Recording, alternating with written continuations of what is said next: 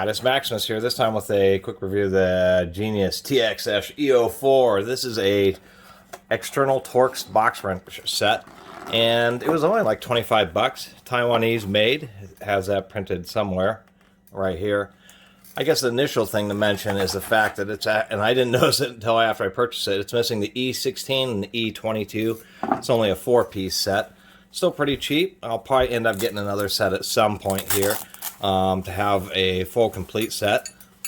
Pick these up with some sockets, but I have a set of gear wrenches that is totally buried, gear wrench ratcheting E-Torx, and I kind of wanted some normal box wrenches.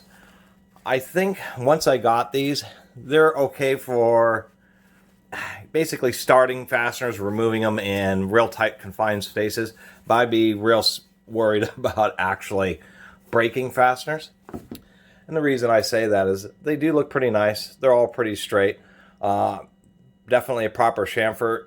Torx, E-Torx have much deeper chamfers than what traditional sockets would have, so that's actually normal. They seem to be pretty well built. The grind is not perfect on them, but it's still not too bad. Nice deep chrome plating. The walls are pretty thin, and if you know about E-Torx, they're kind of like socket head fasteners.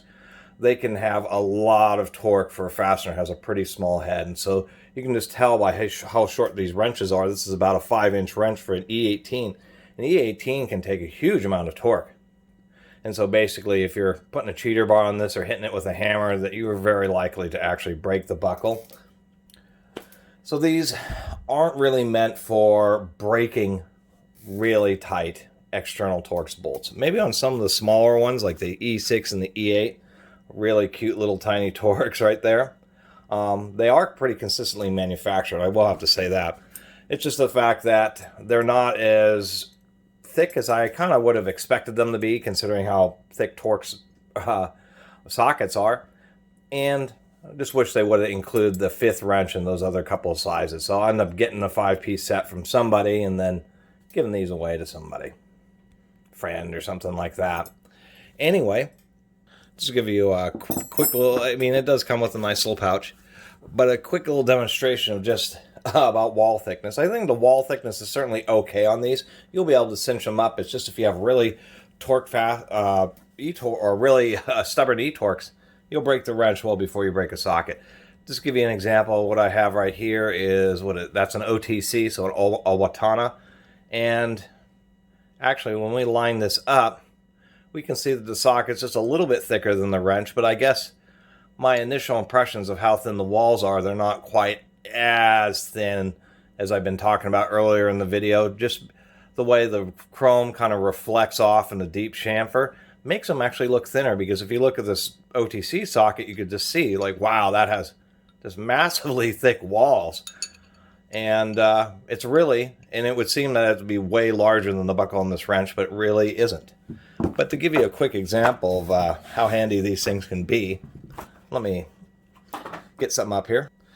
Maybe I'll review this someday. Yep, I live in an apartment, so I don't have a big air compressor. My air compressor consists of a 10-gallon tank and this used gassed 1.5 CFM oilless air compressor. Gas makes, you don't really see these, and even a lot of commercial environments you don't see them. These types of air compressors are really sold for industrial actuation purposes. Things like heating and ventilation air systems in buildings use air to control various vents and gates and that type of stuff.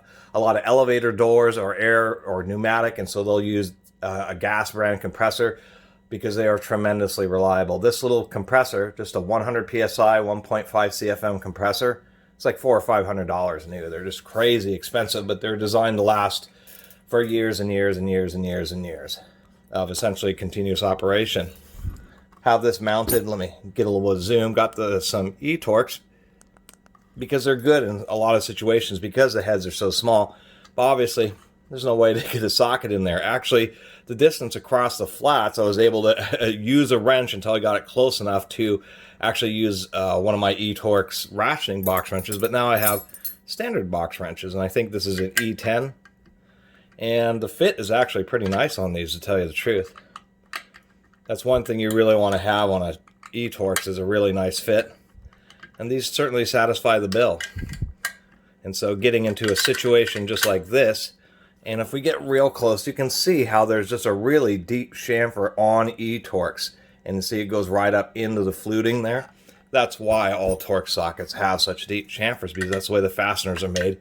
The reason they do that is because it adds a little bit of strength right at the root of the head of the bolt to prevent the head from shearing off under maximum specification loads. Like this is an E10, so it would have a certain maximum torque rating, and that can actually be a concern because the head's nearly the size of the shank. So using one of these box wrenches is always kind of funky because it's a 6-point box wrench, because there's only 6 points on the E-Torx, so the swing distance is just massive. And you can see that. I mean, it's the 6 sides, so the swing distance is going to be 60 degrees, which is pretty massive. But it certainly is better than nothing in a lot of situations such as this. They should figure out a way to make a 12-point E-Torx. That would be pretty cool. Maybe a spline drive socket or something would work on that. So this is generally the purpose I got these for, is particular situations I run into where I really just need something that's a really low profile E-Torx. Anyway, talked enough about these. I think the set would have been perfect if they would have included the E16 and the E22. Instead, I'm still going to be on a hunt, but I'll certainly hold on to these until I find something to replace them with. Overall, for 25 bucks, I think they're pretty decent for Taiwanese kind of specialty wrenches, because obviously not a lot of these are sold. Anyway, I really appreciate everybody who's been watching and subscribing, and if you haven't subscribed, please do. Until next time, Catus Maximus out.